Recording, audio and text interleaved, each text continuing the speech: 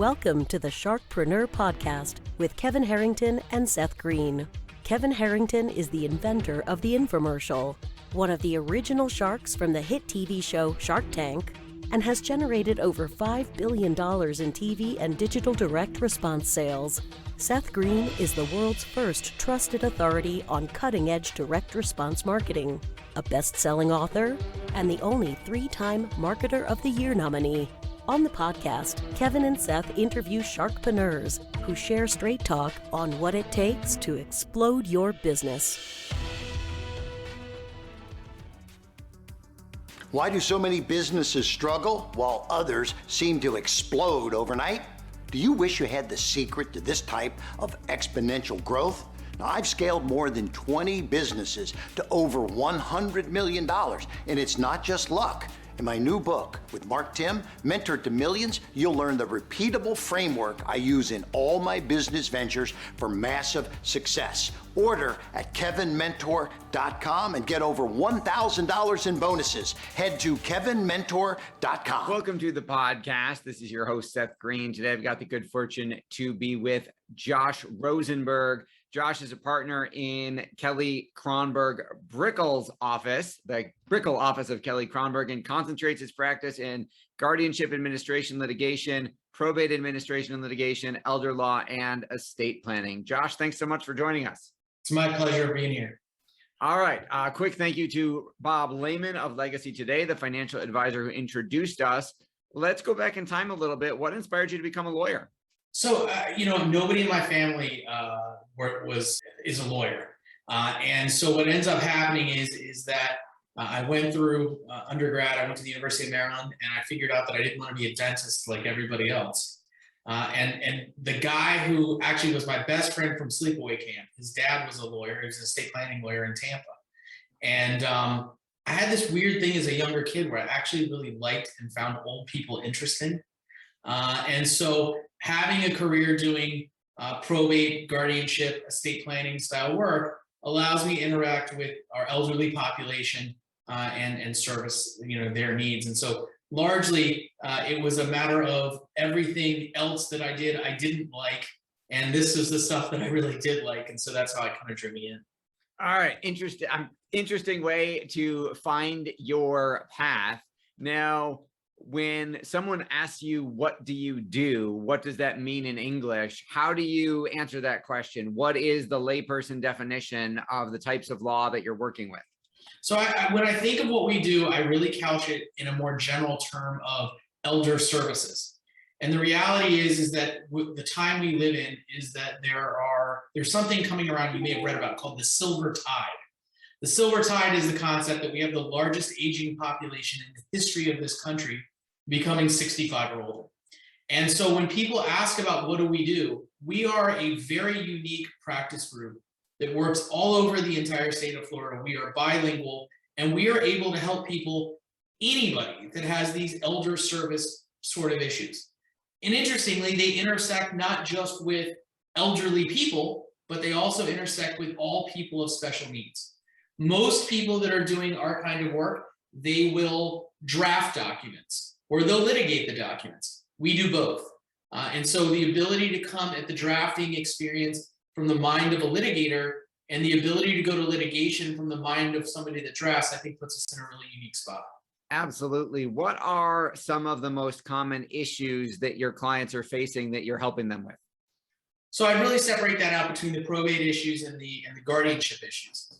In the probate context, unfortunately, there are a large number of people who sort of have their idea how estates should be distributed that don't necessarily match up with the plans of their family members who've passed away. And so we see a lot of conflict, both in the drafting of the documents, meaning how do I draft these documents to avoid the conflict in the future? And then once somebody's passed away, we also see a lot of conflict amongst the family members with regards to how do we administer this estate? I mean, literally just today, what I spoke with a document expert that we have, and they found that we have a trust that has been filed with the court and the trustee is utilizing, it's completely fake. And so a lot of people think that, for example, by utilizing trust instruments, you avoid litigation. There's plenty of good reasons to have a trust. Avoiding litigation isn't one of them. And so we see those kinds of problems. On the guardianship side, it's actually a lot different, because I think the biggest concerns that we have is we have this aging population, but we also have this group of caretakers that are out there who are unfamiliar with the ability, with the system and what it takes to provide for the elderly. And so we're able to come into those cases, hopefully before there's litigation, get family solutions together, get care management in place, help them with doctors and financial plans so that we can avoid problems in the future. So I'd say that on the guardianship side, it's figuring out how to provide care. And I'd say on the probate side, it's trying to figure out how to either plan yourself out of litigation or how to get out of litigation once you're in it. Okay, quick disclaimer. You are in the state of Florida, so we're not asking for specific legal advice, and anything you're answering should be construed as a Florida answer. And if someone watching or listening is looking for legal advice, they should talk to someone licensed in their state and not necessarily okay. Absolutely. All right. So on the probate side, at least in the state of Florida, why, I don't want to assume anything, why do we want to avoid probate in the first place? Well, the answer is that nobody wants to be in court, right? Whatever is the legal definition of stinks, it stinks to be in court, right? And so if you can do something to avoid the court process, you want to try to avoid it. I do think that the demon that is probate is overstated. My view is that you have like Susie Orman, almost like Khrushchev, on there beating his shoe against the pulpit, telling you probate's the devil, stay away from probate. Here's what the reality is. In 99 out of 100 cases, when you have a trust, the intent of the creation of that trust is to avoid probate, right? That's why people create trust. But the reality of it is that in almost every situation, there's one bank account, there's one asset or something that did not get transferred into the trust, and you end up in probate anyway. Now, are you probating less assets than you would if you didn't have the trust? Yes. But is the probate process exactly the same? Yes, it is. I think the big problem with probate, and the reason why people avoid it, is because just like you wouldn't go to your general practitioner if you had cancer, you'd go to an oncologist. People don't realize that about lawyers. And when they go to somebody, they go to general practitioners or people that do mostly real estate and a little bit of probate, and they say, will you help me probate the estate? And the thing is that it seems real simple out front, right? You've got a bunch of stuff that somebody who died had, and you're trying to push it to their beneficiaries. But the reality is that the process and the intricacies of the law and the court make it so that you need an expert to get that work done. And if you have an expert to get it done, at least in the state of Florida, the fees are not nearly what people make them out to be, and the time periods that are needed are not what are needed to be. And here's a really important point, Seth, that I think that a lot of people ask us about, but they miss. If there's real estate, people say, oh my God, I'm never going to be able to sell this house, this condo, this piece of real estate until the probate's over. Nothing could be further from the truth. If you go to somebody that knows what they're doing, we can get property sold within the context of the probate, almost exactly in the same process as you would have done outside of probate. Yeah, I don't think people realize that. Now, on the guardianship side, as we're recording this, probably the most famous guardianship proceeding going on right now involving Britney Spears. So that's probably what people think of. What does guardianship mean in your world, and how do we know if and when we would need one? So basically, under Florida law, you have the capacity to make decisions for yourself until you don't, which is a really ineloquent way of an attorney telling you, until a court tells you that you can't do something, you can do it. So Florida has created a process, which is generally speaking detailed in Chapter 744 of the Florida statutes, that says there's a process. You file a petition to determine incapacity. That's step one. Now, what's important to know about that is that that is a private, HIPAA-protected medical file. It is not a public file. And so at that point, the court appoints a panel of its own independent doctors, psychiatrists, or psychologists to make an independent evaluation of the level of capacity of what is known as the alleged incapacitated person. Based largely on the report and recommendation of those doctors, those lay people, the court will make a decision on whether in fact someone is incapacitated or not. Then after that decision is made, the court has to determine, is there planning that has happened, what we would call lesser restrictive alternatives to guardianship, like a durable power of attorney or a healthcare surrogate. In some states, it's a healthcare power of attorney or a durable, there's other names for them. them. But anyway, they're called advanced directives under Florida law. And if there are advanced directives, you need no guardian, those people stay in place. However, if you do not have a healthcare surrogate or a durable power of attorney, which would act in place of a guardian, then the court has to determine who is the person that should act as the guardian. And once they make that determination, the person is then appointed. I'll note to you, and you brought up the Britney Spears case. Interestingly, what you see is that even when her lawyers have come into place, I have not heard of not one, ask for her rights to be restored. What they have said, and I think it makes sense, is that the person that was appointed as her guardian, her father, should be replaced. And that should be really telling, and I don't think it's really talked about with a lot of the media that we've seen right now. So her attorneys are basically saying, look, we kind of understand she needs help. We're just saying this was the wrong person to do it. And frankly, as a person that somewhat is involved in this system, it makes a lot of sense because you have this appearance of impropriety. And so a lot of times, I will tell you, you'll read a lot about abusive guardianships and a lot of really bad press. But here's what the reality is. In my career, I've seen one time the court actually be able to take action to have somebody held responsible, because the vast majority of funds are held in special bank accounts that you have to report where every single penny went to an independent auditor. So the fears of these guardianships gone wild and people stealing money, it generally speaking doesn't happen. But that appearance of impropriety that you see with the Britney Spears case is problematic. And that's why I think it makes sense to have somebody different, for example, come in that case. Absolutely. Well, Guardians Gone Wild could be the name of your next reality. That's right. You've achieved so much success for your clients. What's your biggest challenge now? Well, I think, look, I practiced at the same law firm for 15 years. And during my time at that law firm, I was able to grow a practice from 2 attorneys and I think 2 staff when I started to 5 attorneys and about 8 staff when I left. I was provided with a wonderful opportunity to come to Kelley Kronenberg and start a probate and guardianship practice at the firm that provides me with a much larger platform and a much larger amount of support than I had at my prior firm. The prior firm, they were great people, but they just didn't have the resources that I have at Kelley Kronenberg. And so what I found as an entrepreneur, as a business person, is it's finding a way to grow, but grow intelligently.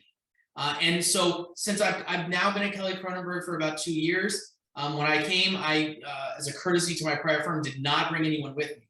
So I started out anew. It was myself, an associate, and a paralegal. At this point, we're on the precipice of bringing in our 4th attorney. We have 3 paralegals and a law intern.